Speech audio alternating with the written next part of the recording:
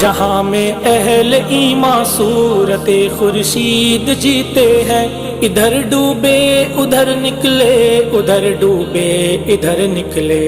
جی ہاں، بالکل صحیح کہا ہے علامہ اقبال نے۔ سن 656 ہجری 1258 عیسوی میں جب ہلاکو خان کی وحشی تاتاری فوج خلافت عباسیہ کے دارالحکومت بغداد میں خون کی ندیاں بہا رہی تھی، بڑے بڑے محلوں کو زمیں بوس کر رہی تھی اور ظلم و جبر کی ایک عجیب داستان لکھ رہی تھی، ٹھیک اسی سال اناطولیہ میں ایک ایسا سورج طلوع ہو رہا تھا جو صدیوں تک کی پیڑھیوں کے لیے عدل و انصاف کی روشنی اور ظلم و تاریکی کا خاتمہ بننے والا تھا۔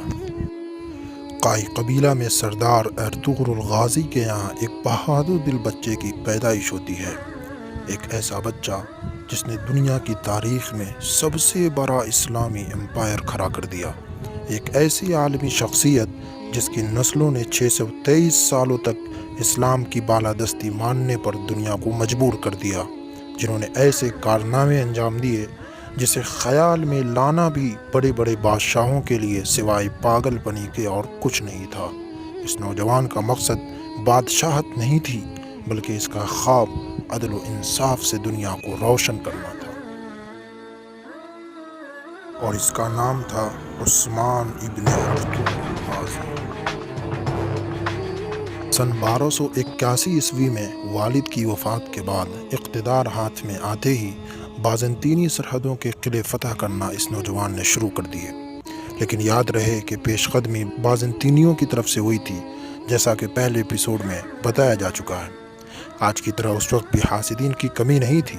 عثمان کی بڑھتی کامیابیاں دیکھ ترک سرداروں نے بغاوت اور مفتوحہ علاقے پر حملے شروع کر دیے، اور انہی سب معاملات کو سلجھانے میں عثمان مصروف ہو کر رہ گئے۔ اسی بیچ عثمان غازی نے ایک خواب دیکھا کہ ان کے مرشد شیخ ادابالی کے سینے سے ایک چاند نمودار ہوا اور ان کے سینے میں آ کر پیوست ہو گیا۔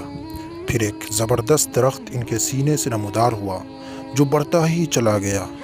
اس درخت کی شاخیں بحر و بر پر چھا گئیں اور شاخوں سے دنیا کے 4 بڑے دریا، دریائے دجلہ، دریائے فرات، دریائے نیل اور دریائے دینس بہہ رہے تھے، اور 4 بڑے بڑے پہاڑ، کوہ طور، کوہ بلقان،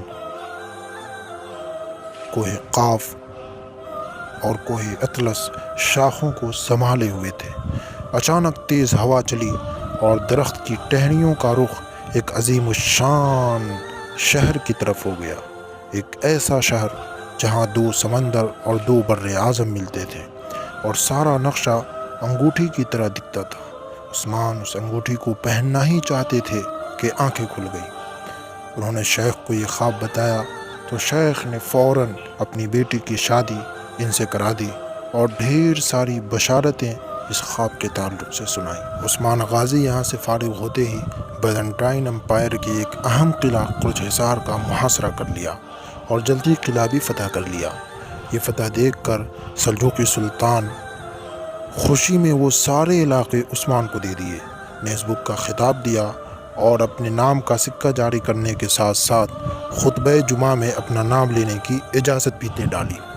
یوں جب بادشاہی کے تمام لوازمات میسر آئے تو سن 1299 عیسوی میں عثمان غازی نے اپنی خود مختاری کا اعلان کر دیا۔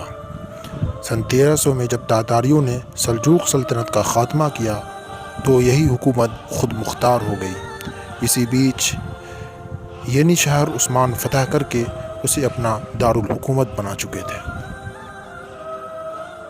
یہاں سے 7 سالوں کے اندر اندر یعنی 707 ہجری بمطابق 1308 عیسوی تک قلعہ قطع، قلعہ لفکا، قلعہ حصار اور کچھ حصار جیسے بڑے بڑے قلعوں کو فتح کرتے ہوئے عثمان غازی بحر اسود تک پہنچ گئے، اور پھر 5 سالوں بعد سن 1200 ہجری بمطابق 1313 عیسوی تک قلعہ کبوا، قلعہ یکیجا تراکلوا اور قلعہ تکرا بیکاری فتح کرتے ہوئے برسا، نائسیا اور انائی میڈیا کے ارد گرد کے تمام علاقے فتح کر لیے۔ گویا یوں کہیے کہ بیزنٹائن امپائر کے بارڈر کے سارے علاقے اب عثمانی امپائر کے انڈر میں آ گئے۔ عثمان غازی کی ان بڑھتی طاقت کو دیکھ بازنطینی شہنشاہ نے تاتاریوں سے ساز باز کر لی اور انہیں عثمانی علاقے پر حملے کو اکسا دیا، لیکن عثمان غازی کے بیٹے اور خان نے ایسی شکست دی کہ دشمنوں کے منہ پر پانی پھر گیا۔ عثمان غازی کا ایک خواب تھا کہ وہ اپنی وفات سے پہلے شہر برسا فتح کر لیں، کیونکہ برسا ایک ایسا شہر تھا جسے فتح کرنا گویا بیزنٹائن امپائر کا دروازہ کھولنا تھا۔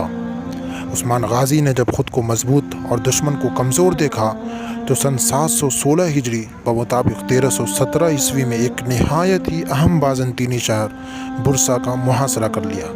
یہ شہر فتح کرنا آسان نہ تھا، یہی وجہ ہے کہ 10 سالوں کی مسلسل محاصرہ کے بعد عثمان غازی کے بیٹے اور خان نے اسے فتح کیا، جبکہ سلطان عثمان غازی سن 1323 عیسوی یا 1326 عیسوی میں وفات پا گئے۔ ان کی وصیت کے مطابق انہیں دارالحکومت برسا میں دفنایا گیا۔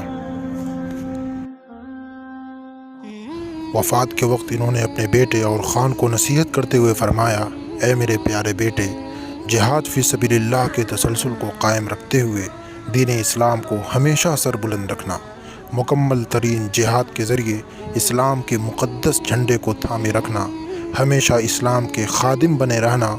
میری نسل سے جو شخص بھی حق اور انصاف سے روگردانی کرے گا وہ روز محشر رسول اللہ صلی اللہ علیہ وسلم کی شفاعت سے محروم رہے گا۔ عثمان غازی ایک باہمت انسان تھے، جنگ میں اس طرح لڑتے کہ سپاہیوں میں نئی روح پھونک دیتے، نہایت ہی سخی تھے۔